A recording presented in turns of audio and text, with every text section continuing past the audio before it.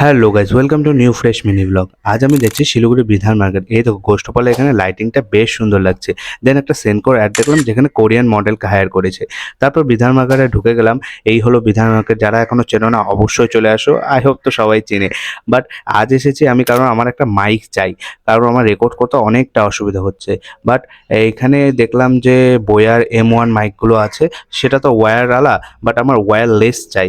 Wireless বেশ একটা ভালো মাইক চাই, বাট পেলাম না। খুঁজছি, অনেক খুঁজছি। এই যে বাইরের ডালাগুলো, যে দোকানগুলো আছে বিধান মার্কেটের মাঝখানে, সেখানে খুঁজলাম। তবে অনেক দোকানপত্রই দেখলাম, বাট পেলাম না। এখানে পাচ্ছি ওই যে ব্লুটুথ মালা মাইকগুলো, বাট খুঁজতে খুঁজতে আমি ঘুরতে ঘুরতে অনেকটা টাইম লেগে গেল, বাট পেলাম না।